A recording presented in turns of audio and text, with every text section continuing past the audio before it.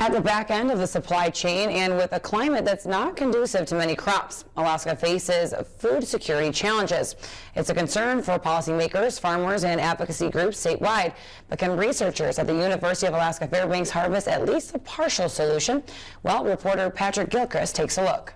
Alaska already produces some cereal grains in state, but researchers, farmers, and brewers recognize there's room for growth. The Fairbanks Experiment Farm at UAF is looking to accelerate that growth, and staff have begun this year's harvest. This is the first time we are testing our variety in a bigger, little bit larger plot. Hassan says the experiment includes 50 varieties of oat, 130 varieties of barley, 60 varieties of spring wheat, and 3 varieties of canola. From those, we identify the best one to grow in the farm, as well as the trade that will make a farmer profitable.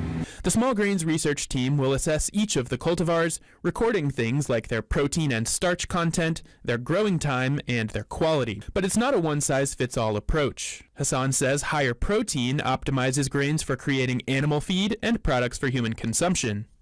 On the other hand, for malt industry, you need the grain that has less protein because they need more starch for alcohol production. The plant breeding process doesn't happen overnight, but Hassan says modern techniques have cut down the wait time. My intention is to test the selection from this trial, test them for another 2 to 3 years before I can recommend the best one to the farmers. The Small Grains Project aims to hone the barley and oat breeds foremost because they're already produced successfully in interior Alaska. But breeding a quality and faster growing spring wheat could help lay the foundation for a new market in Alaska agriculture. There's not a lot of wheat grown here, and the reason is because our season is short. Hassan says climate change continues to lengthen Alaska's growing season and expand the state's farmable land. So it creates a condition more suitable to grow cereal grain crop.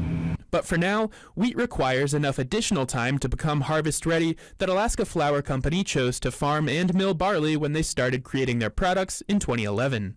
But Wrigley says if the Small Grains Project at UAF can come up with a wheat cultivar that's ready for combining within 100 days after planting, that could foment change. If there was a wheat variety that was suitable, so we could, mill or get good quality when we do it, then for sure we would use it. We would mill it. It's just that we don't have one yet.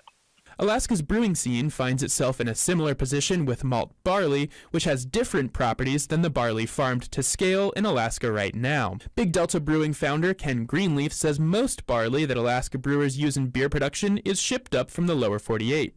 But what if we had a barley that we could use for the craft beer industry? He says some people farm this type of grain on a small scale in the state, but nothing that's proved economically sustainable at greater production and distribution levels. I think it's one more way that we as Alaskans can be less reliant, less dependent on the lower 48. That end goal is still a few years away. In the meantime, back at the experiment farm, researchers will continue the legwork grain by grain.